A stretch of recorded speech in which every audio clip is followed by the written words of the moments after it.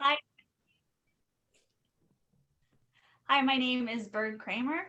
Our session that we're attending right now is Breaking Boundaries with Book Clubs by Tina Stevens. Um, it would be great if all CCSD teachers could please sign in so that way we know that you've attended the sessions. My job today is to be the chair, the keeper of time, and the voice of the chat and presentation related questions. So anytime you have one, Tina said, just pop it in the chat and I'll monitor and stop and ask her the question for you. We also have 10 minutes after her presentation for questions. Um, it is also, this session will be recorded, so know that that's happening. And please, everyone, have your mics turned off so that we can be able to focus on the presentation. Without further ado, Tina Stevens. Thank you, Bird. Good morning. So I am a fifth grade teacher with Clark County School District. I have been teaching here. This will be my 23rd year, my 30th year teaching coming up, which is really, as I was counting up the years this morning, I'm like, how can that be that it's been 30 years? But one of the things that happened when I moved to Clark County School District is I attended, as a new teacher to the school district, a reading workshop presentation. We used to have to do all these onboarding classes. I don't know if they still do that, but there was a teacher who presented on reading workshop. And that sort of became my love and my passion, is to teach kids in a workshop mode. And I've been lucky to work for many administrators who allowed me to teach in that way. So as I've gone through 20 plus years of teaching kids with matching books to readers and pushing kids into books that might make them feel a little uncomfortable or explore new topics, it as the years went on, I started getting into book clubs, and book clubs have become something that through distance learning really became so important and essential for my students to maintain connections to peers during this really difficult year of being isolated at home and not being able to have the typical conversations and relationships. And when we came back, because I teach fifth grade, we went from full distance learning to everybody in. And I was lucky enough to have all of my students come in person. So when we came back, I didn't have to do distance learners and in person. We were all back. And I'm sure if you had that experience, you knew that you were all of a sudden often running the marathon of how to get your kids in that groove of being in a classroom when they've been sitting under their bed and at the kitchen table and eating their snack all day. Book clubs were something that we started in distance learning for this year and then continued right into in-person learning. So I'm going to kind of share you a little bit about my journey there, but it's kind of something that I've refined through the years. And I started with reading workshop and now have worked my way into both reading workshop model and book clubs. And it's really been a joy to see the kids become really proficient in it. And especially this year, as I was even more of an observer. So I'm really lucky.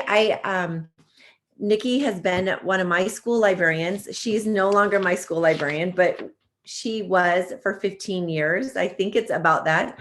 And I've had the joy of being able mentored through her into types of books. And she's really opened my eyes to books that I can give to kids.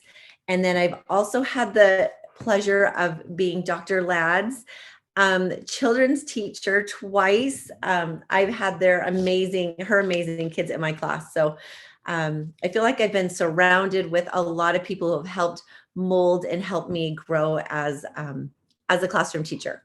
So I'm going to go ahead and let's see if I can do that. If I can share that.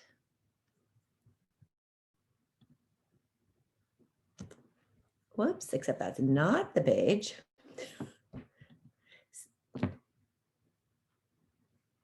Hold on. Sorry. This is what it was like in the classroom, right? We'd start and we go, oh, hold on a second. Okay, here we go. All right.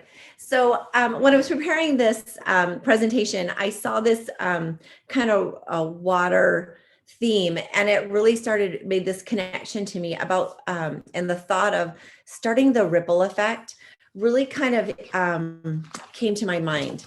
And I thought, well, what is a ripple effect? Well, a ripple effect is continuing and spreading results of an ongoing action. And as we're going to talk about book clubs, I want you to think about what are the ripple effects you might be starting with your students as you maybe dip your toes into starting book clubs. And at the end, we're going to kind of talk about what those ripple effects might be. I want you to think about what elementary chapter book or reading experience has had a positive impact on you. So just take a second, and you can jot it in the chat, or you can just think about it personally. But what reading experience has maybe moved you as a reader? And I'll start as you're thinking, kind of think about what was important about that or how it affected you. I can remember being in my 7th grade English class. Now, I grew up in a town of 850 people. Diversity was not really what we were known in this small little town. But I can remember my 7th grade English teacher. We started reading Lord of the Flies and Fahrenheit 451, and just these different novels, these classic novels that she introduced that were so different from this little rural town I was living in. And it really started me into a path of, I was already a reader, but it really made me realize that there's a life outside of a little farming town in Illinois. And that has always become my way of learning about the world, is through the books that I read. And I try to read books about things that are different than my circumstances and my life. And I try to share that with my students. What are some experiences that you might have, or a book that has connected with you? And I can't see the chat. So Bert, is there anyone there that wanted to share? Yep. Nikki had a great one. Reading Where the Red Fern Grows in 4th grade. We sucked on horehound candies and my teacher cried at the end. Another from Rachel. 4th grade teacher used to get me books from the library. The librarian wouldn't let me read. She kept them in the back in a little bookcase. And whenever I finished my work, I was allowed to grab a book, no questions asked. I was the least disruptive I've ever been in a classroom that year. That's where I read Many Stones, and I wrote A Wrinkle in Time. For me, that was the first pro-female character in the early 80s that I had seen, a girl who was awkward, who loved math and science, and was the heroine of the story, wasn't just a sidekick. 100 Dresses opened eyes to what others might be dealing with that I can't see, from Cheryl Parks. Excellent. Thank you. And those are those experiences we want to bring to our students. We want them to remember that year. For me, I want to remember in 5th grade, I remember when my teacher had us do book clubs. Depending on where they're coming from, this could be another year of just lots of literature and lots of opportunities to get books in their hands. But if you are in a school that maybe some of the teachers are more basal focused, you could be the year that they are exposed to more novels, more picture books than they've ever had. So I'm glad that we all have those connections to a positive experience. And that's what we want to do. We want to be that positive reading experience. These are some pictures of my students from this year. This is when we came back, and during distance learning was different book clubs than normal. And we had Thursdays, our Google meeting was just book clubs. And what I finally figured out is that I would just have one book club come in at a time, and they would come in.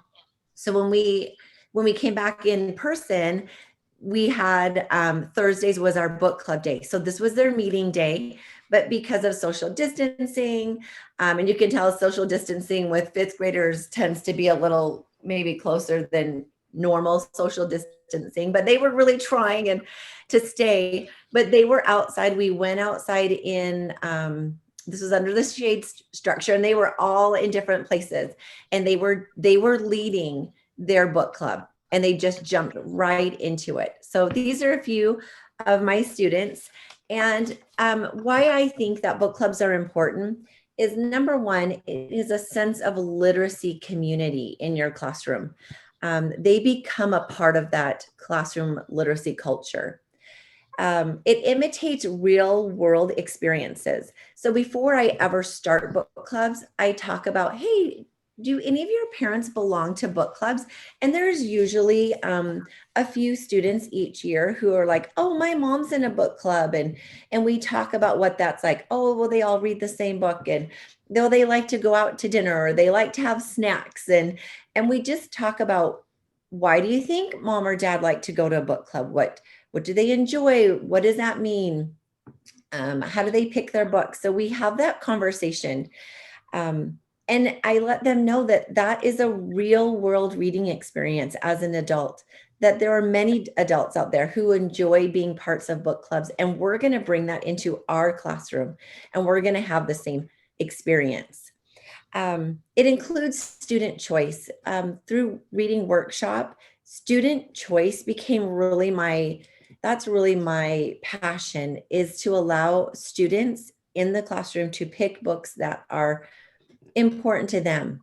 Now, I think I've become pretty good about how to nudge students in certain ways, because there are students that they will stick with the graphic novels for months and months, and I never tried to dissuade them from reading what they love, but I also try to take that interest and push them. And so I'll show you how in book clubs you can kind of maybe nudge a student in a certain direction too, if it's time to maybe increase the challenge of what they're reading. And this is different than Lit Circle. So when I first started years and years and years ago, I did the traditional literature circles, and I read the book, and I'd had all the roles, and every student had a role. They were the word wizard, or the direction director, everybody had that role. And I'm going to share with you a little bit at the end why I feel like having a little bit looser structure was more important to my students, because I've done that and it worked. But I'm going to share with you their thoughts at the end of why this kind of structure might be a little more authentic. So one of the things to be when I'm doing book clubs is I need to be really good about book talks, because I want to get students interested in the books that I'm doing. So I'm helping them to guide their student choice. I want to let them know that I'm introducing them to new authors and new genres. And then I'm also modeling for them how to share books without giving the end. Like, we've all had students get up there to talk about their book, and next thing you know, nobody wants to read the book because they just told the big ending. So I'm trying to model them how to share books with a friend without giving the end. So some of the things that I do is I try to give a brief intro to the book. Tell them, sometimes I'll maybe read the first part of the chapter, or I'll read the back of it, but give them my own summary. I'll definitely compare it to other books. I'll say, hey, if you like this book, this is a book that you probably are going to enjoy. So I try to include that. I definitely talk about genre quite a bit. My students are adept at understanding what makes historical fiction versus realistic fiction. I always try to recommend, like, students who enjoyed Harry Potter might enjoy this book. So they start to see the connection, like, oh, this is a book that might be interesting to me. And then I try to give a general reading level. I don't level my students. I know where they are as a reader, but I don't try to make them pick books that are in their reading level. I use that more of teacher knowledge versus student choice. Students will discover pretty quick in a book when they sit down or when I'm sitting to say, hey, why don't you take a look at it? Go try it. They'll get an idea that this is probably not a book I'm ready for. Or they might look at a book and go, this is pretty easy. It's not going to be super challenging. So I try to explain things like, hey, if you loved Harry Potter, this is probably a book that's about the same reading level. Or this is a book that might be, if you're a reader who maybe struggles a little bit, like this might be a book that is a little more comfortable for you. So I try to give them use that same teacher conversation so that they realize like, oh, okay, I get that. Like this is going to be a little more challenging. If you're ready for kind of middle school books, this is a book that might be an interest to you. So I don't ever say like, this is a 4th grade book. This is a 3rd grade book. This is a 5th grade book. And I'll share with you as we talk about some of the student responses, why I do that. So this is the big part. This is how I structure my book clubs. So the first thing that I do is I select the books that are going to be in that round of book clubs. So for example, this was, these are some books that were in one of our last ones. Gordon Corman's Restart was a book that I selected. And we do a lot of reading. We start the school year reading Wonder as a class, and we really talk a lot about how books can model how to be a good citizen, how to be a good friend, what it looks like when you're not a friend and how it affects other people. So students who are really into that have really enjoyed Restart.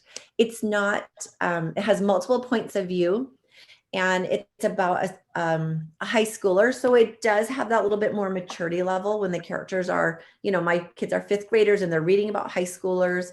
I do, try to be very aware that the content isn't too mature for them, but they have all really loved this. The main character falls off of the roof and has amnesia. And basically he kind of awakes as one personality, but he realizes that he's maybe done some things in his past that weren't so great.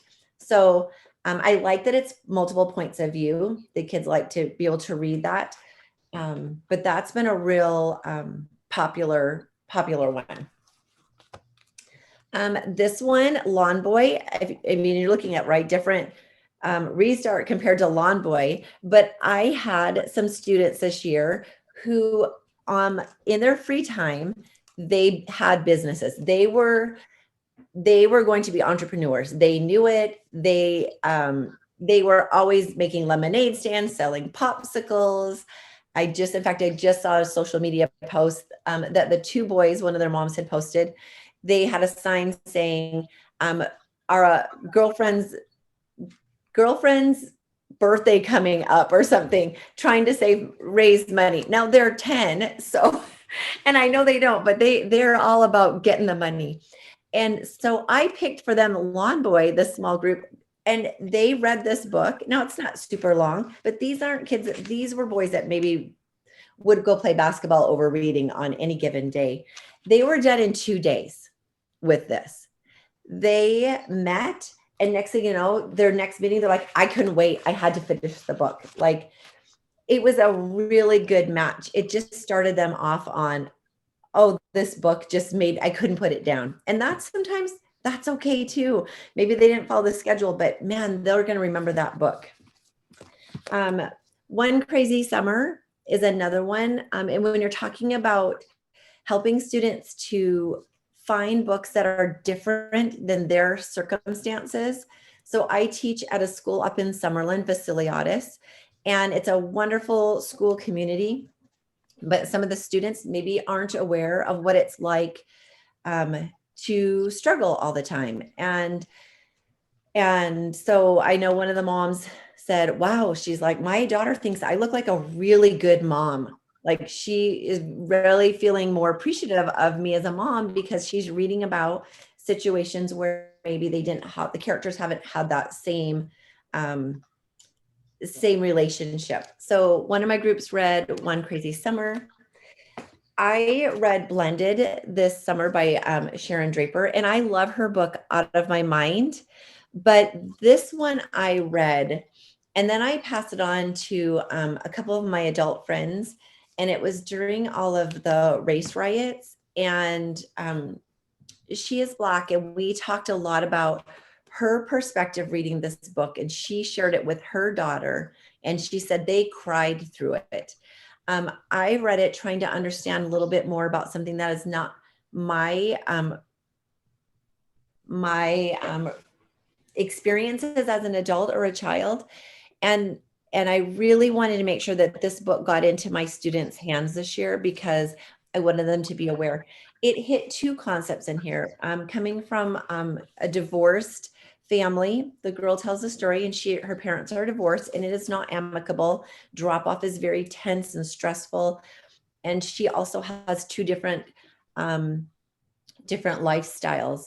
So dad is African American, and they're very well to do, and she goes to this really nice private school. Mom is not. Mom is white, and they live in an apartment, and so she tries to marry these two lives she lives in, and there is definitely some very uncomfortable race situations that come in. So I got this out into quite a few of my book clubs, and one of the moms reached out to me this year, and she thanked me. She said, "Thank you so much for getting this book into my daughter's hands." And she said it was such an important book for her to read and experience. And I know that the daughter felt some character connections. I didn't make her choose this book. She selected it, but it was ended up being a really good match. So when you find those books that can kind of push, sometimes it's easier to have those uncomfortable conversations in small group. Kids can feel a little safer when they're reading and discussing maybe some of those experiences in a small group, and then you can help guide that. And then seeing how the students did with this book in a book club helped me to know if I wanted to read it as a whole class novel. Like, do I want to share this as a read aloud with my class next year? So sometimes it's a good way to kind of try out how kids react. Echo was part of Battle of the Books a few years ago, and I loved it. And it sometimes is overwhelming for students because it's thick and it's a commitment. But it's one of those books that it's historical fiction. So I always tell the kids, it's my favorite genre. I love historical fiction. I love for you to love historical fiction too. This book definitely gets them in because each story ends. It's like a cliffhanger. And you go on, all of a sudden you're in a new story. And each kind of section ends, and then the very end, they all wrap together very nicely. But it makes the kids like, what? This can't be over.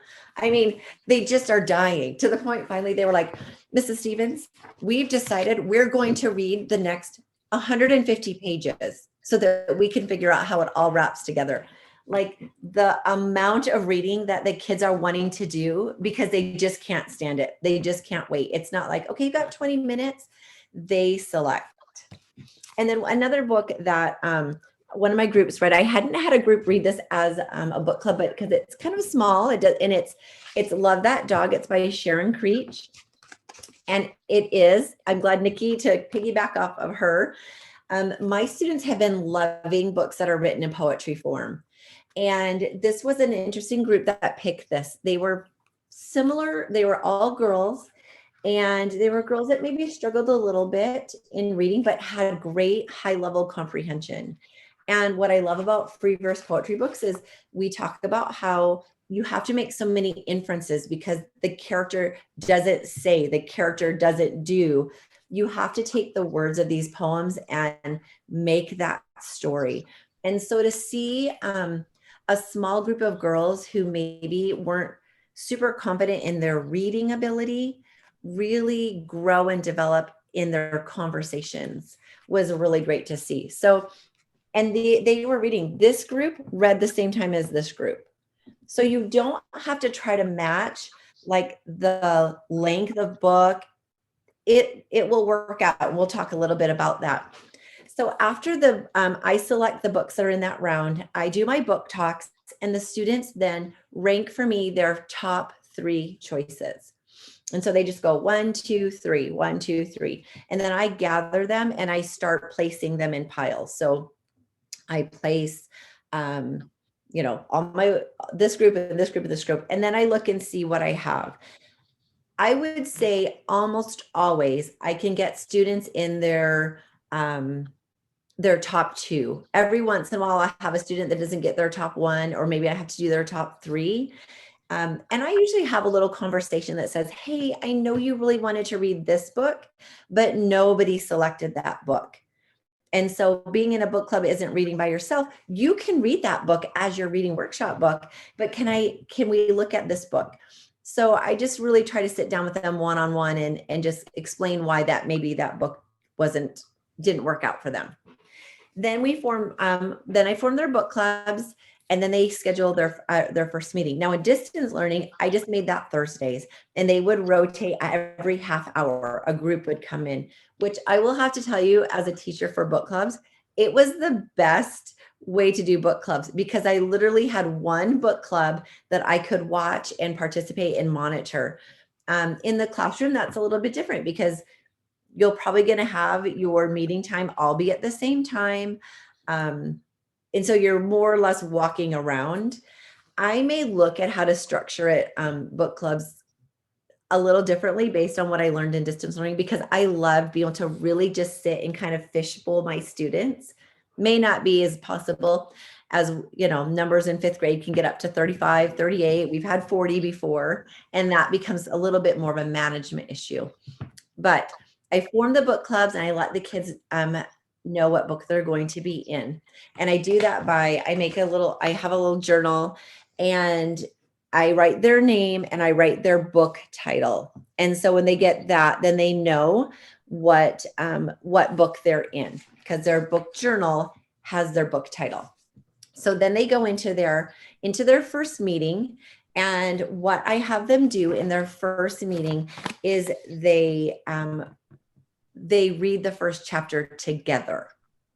So some of them, and I don't dictate how they do that. Some of them like to read independently and then talk. Some of them like to read with a partner. Some of them like to just read out loud. Mostly they like to read out loud. They like to sit and read that first chapter. But I want them in the very beginning to jump right into that story. And so I try to make sure that, books that I'm picking are things that are going to get them right in the beginning. So they have their first meeting, and then they start with making assignments. So I talked about how it's not like literature circles. And this is what the requirement is. Now, I'm teaching other things during reading, so I'm hitting the standards. This is really mirroring what I hope they do as adults, but you're also hitting those standards. So in their journal, they have some pages. I probably aren't going to see it very well, but it's a schedule page, and they just list, and it says, when are we meeting again? And what chapters have we agreed to read?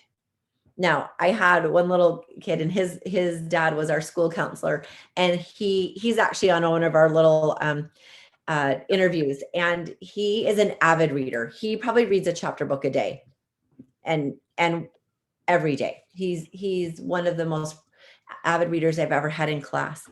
He had a hard time not reading ahead, and I'm pretty sure he probably read ahead, but he knew enough to keep it on the down low if he was reading ahead. So they would gather. Now, I will tell you, in the beginning, you think your book clubs are never going to end, because they'll be like, okay, well, we're going to read like 2 chapters, right? They start selecting. They don't want to overcommit. So they'll say, okay, by next week or whatever day, if you do it twice a week, sometimes I've had to meet Tuesdays and Thursdays, or Tuesdays and Fridays. But when you've got resource schedules, gate schedules, sometimes it's hard to commit 2 days of doing that. But what happens as they get farther into the book, and we know they start to love that book more, they they start to stretch their reading. So like that Echo book that just couldn't wait any longer to get through that book. They are like, we're going to read 150 pages this week. So don't worry if in the beginning it seems like it's really slow and they're never going to get through those books, because it just takes them a while to sort of commit to reading, because they're going to be reading each day, whatever they've, to get there.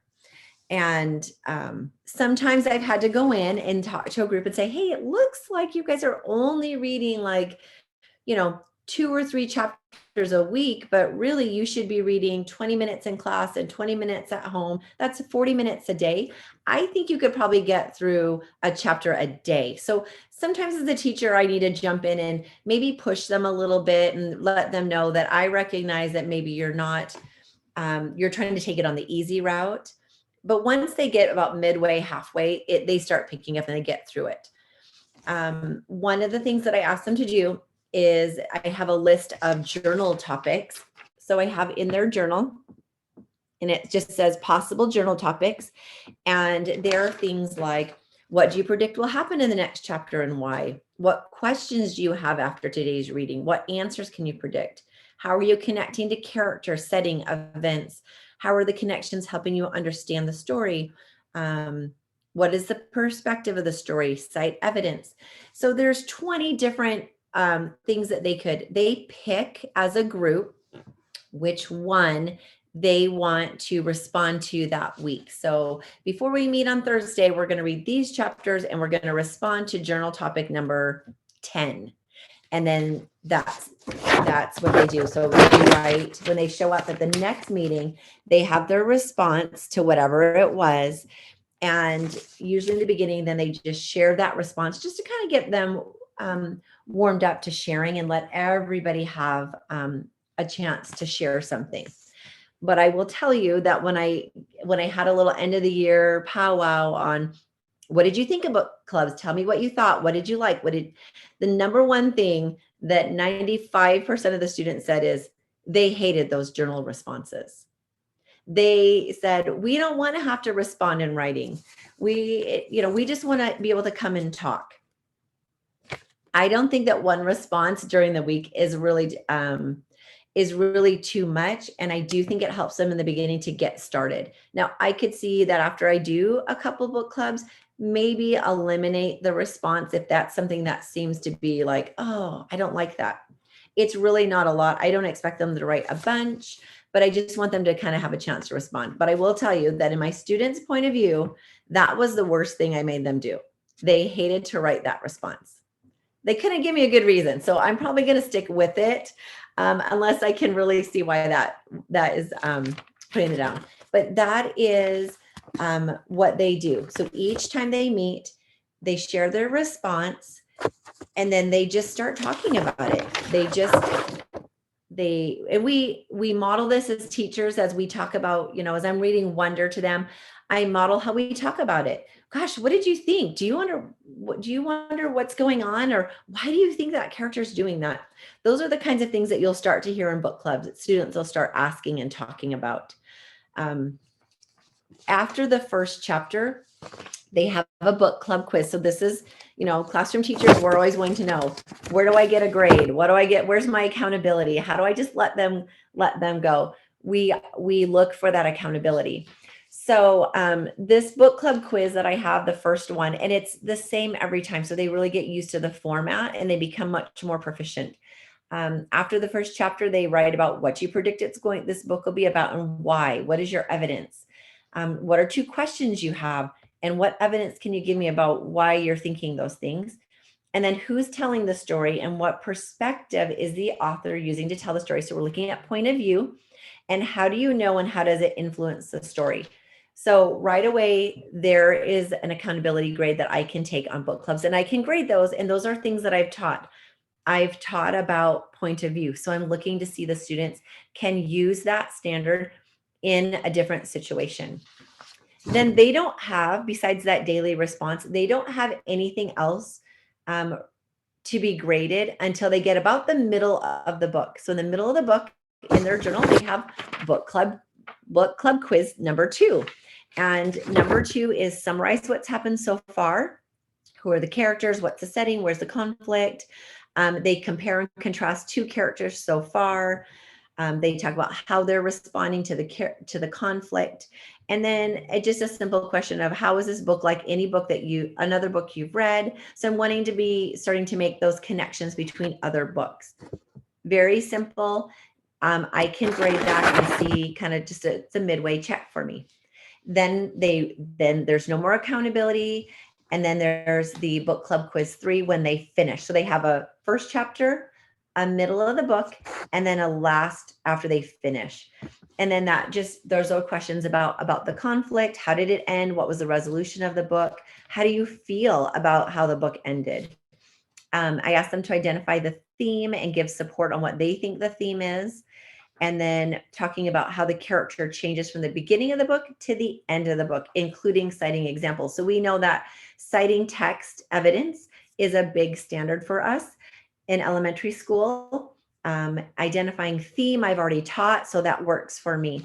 So for 5th grade, these kind of cover some of those main things that I want students to be able to get out of that. If you're, 2nd, 3rd grade, you might have some other kinds of questions that you want the kids to do. But these are kind of general, like 5th grade things. And then those are grades that I can take and put in under my RL standards. And also the speaking and listening standards are met because they need to be prepared coming to class. Like, are they participating? I can just give a quick participation if I see them participating and they're coming, they're ready, they've done their response. Those are also some of the standards that you're covering during book club. If that's something you're concerned about, is the grade. 3 minutes. Oh, okay, it goes really fast. All right. Then at the very end, I have just a little thing where they rate the book together. And now for the accountability part, when students finish. So when Lawn Boy finished before Echo, obviously, they found a way to share their book. So they were the cutest thing. They were adept at Apple at iMovie, and they did book trailers. So they did these amazing movies. But they did book trailers. So I just help them to find something to do. And then sometimes I'll guide them. If I've got a couple groups, I'll mix them up and let them start another book club. So that's kind of how they share. Why do book clubs matter? So book clubs matter because it allows students, I'm way off on my notes. It's that ripple effect, right? I want you to think about what effect could book clubs bring to your students. What effect could it have? Could it on an individual student, on your classroom environment, and just on your students as general? Could it change the trajectory that they see about reading? I wanted to see, I've got a couple, let's see if it works. Student. Okay, so what book clubs helped me, because before I didn't really read as much, and when we started doing book clubs, it kind of pushed me to read more, and it kind of helped me because normally I wouldn't read, and since it was kind of like a homework thing that we had to do I had to read more in a way, and it was a lot of fun. So I started reading books at home, and I liked it more. And some things that were hard were like, if the book was challenging, it'd be a little bit harder, and sometimes in different books you wouldn't understand it as much. As long as you like reread it and stuff, it'd be better. So there's TJ. This is Ryder, my prolific avid reader. I'm an avid reader. I read so much I can't even keep track about all the books that I read. But book clubs forced me to communicate with other people about the books. And normally when I read a book, I just read it and forget about it and then pick another one. But book club forced me to communicate with other people. They made me talk about the books with other people.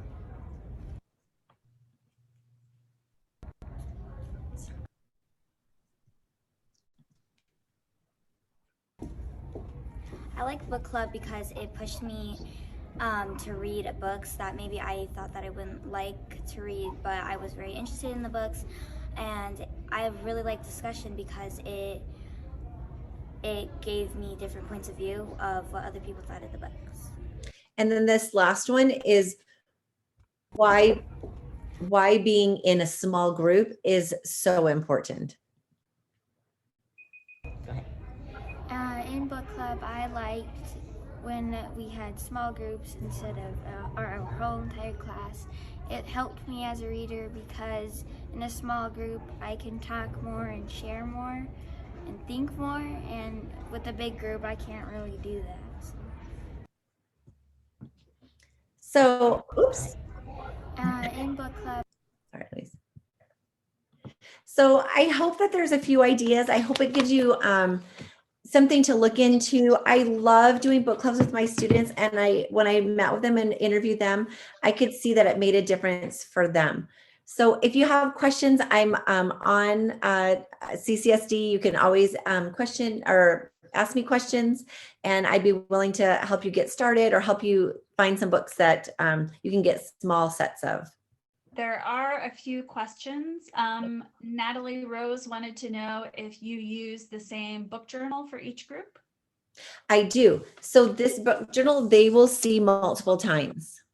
And they liked that. They said they liked knowing what the questions were going to be. They are not book specific. So it works for all. And I like to see their progression on how they first answer. And by the end, their ability to identify the theme and the evidence gets better. So it's really a nice way to compare how your students start in the beginning and how they end by the end of the year. There was also one more question, I think from Dr. Bickmore. He wrote, "So funny, we hate the journals." And in parentheses, is there a way to include writing that engages them? That's kind of my summer project. Is the journal question is really just one written response. And I think it's really just fifth graders or elementary school kids, they find it very hard to write and respond. But for teachers, that is something that we have to have them learn to do. They have to learn how to get those ideas that are in their head out on paper. So there's kind of that, I want them to want to do it, but I also need them to do it. So it's one response a week. They were really passionate about the fact that they didn't enjoy that part of it. They liked all the rest of the journal. So that's a good question, Dr. Bickmore, and something that I'm really kind of contemplating and thinking through myself as a teacher. What could I do differently, but yet still have them practicing how to respond to literature? So if you have any great ideas, I definitely would be open to those.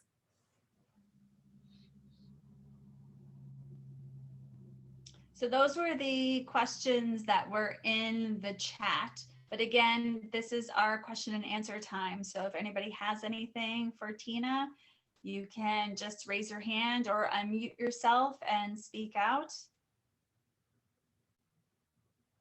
I guess I can unmute. I just wanted to say that I was fortunate enough to have two of my children in Miss Stevens' class. And one of my little dudes, he is an antsy pants, and Tina seemed to find a book that would keep him busy all the time. And I was super, super grateful just for the flexibility, because I think teachers get trapped in, Tina talked a lot about how there aren't specific roles necessarily. And I love that she let these children negotiate, and children, especially who are strong-willed and they're natural leaders, had to kind of listen to other people in their group. And something she said earlier was the fostering that community relationship and a literacy community. I think it's not just about the books, but that ability to engage in conversation and dialogue about literature in ways that kids don't always know how to do. And I don't know that Tina gives herself enough credit, but she is amazing at breaking the boundaries of building readers. And if you had a child that was an undiscovered reader going into her classroom, by the time they leave, she has found something. You should see her classroom. It's incredible. So I just want to thank her for being here today and just sharing her expertise. And that's all I wanted to say. I'm just really proud to know these people and these amazing teachers in our school district, and humans, really. Okay, my turn. So what I talked a lot about in my presentation, if you were there, is that we have to foster our own love of reading, right, in order to share with our kids. And I think a lot of we've all met these teachers, right? Like, we're going to read the same book every year for the whole entire 30 years of my career, and that doesn't always reflect our students in our classroom. And I think what Tina has done is she really does do that. When she says it's her summer homework, every year she posts, like, what is her professional book that she's going to read to enhance her teaching, and here's all the children's books that she's going to read to go along with it. Like, it's like clockwork with her. It's not that it just turns off because, you know, summer is over. She really is taking that time to foster her reading life so that she can make her students' reading life so much more enriched. And so that's what I love about her teaching style and just her as a person. I'm also really big on real world experiences.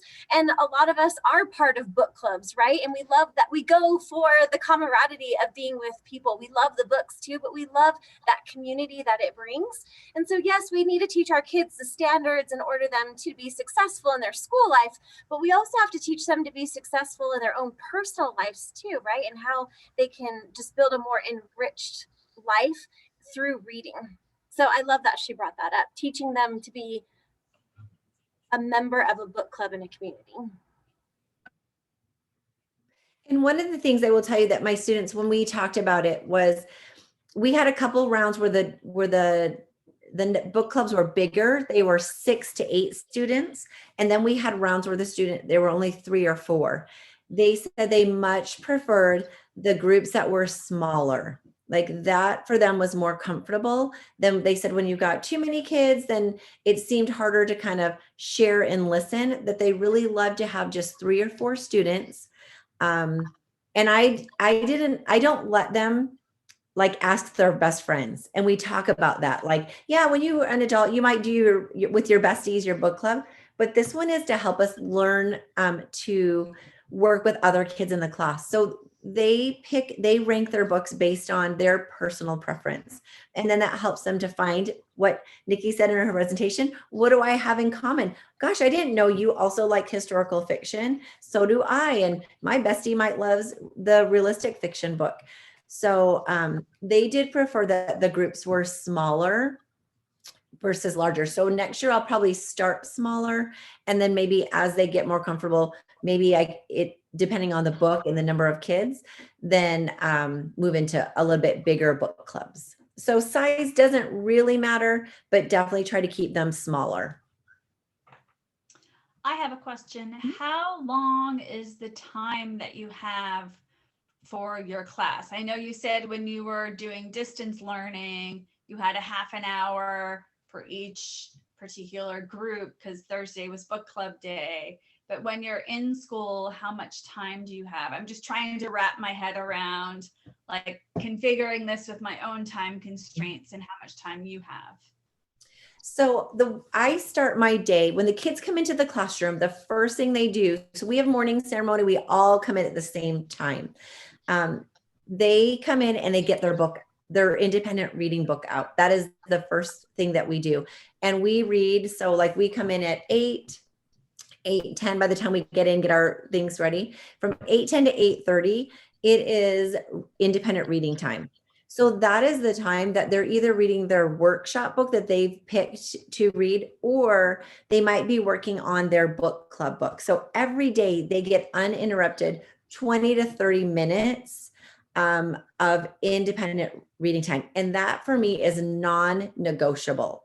My team level, they like to do morning work, and they feel passionate about having the kids come in and they do their DOL or whatever those look like.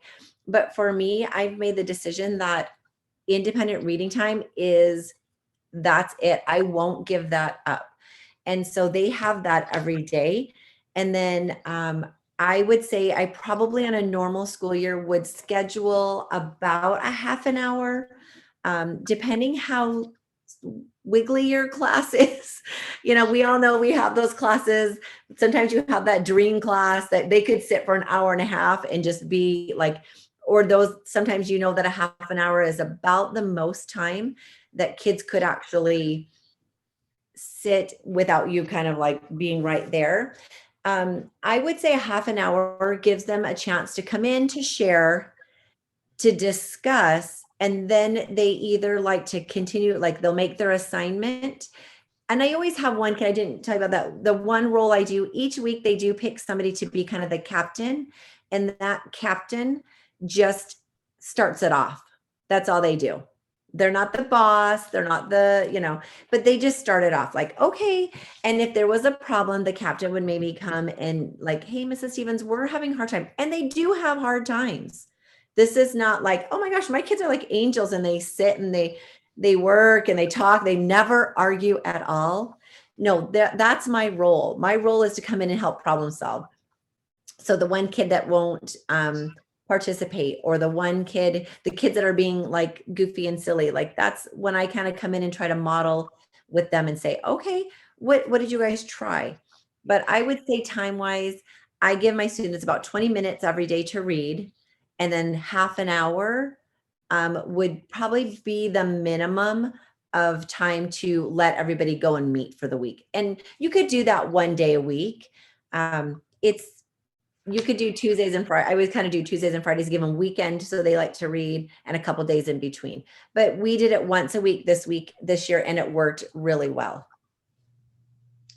I'm so sorry to say this, but this brings the end of the presentation. The question and answer time is up. And just a reminder, if you are from CCSD, to please put your name in the chat window so that you can have credit for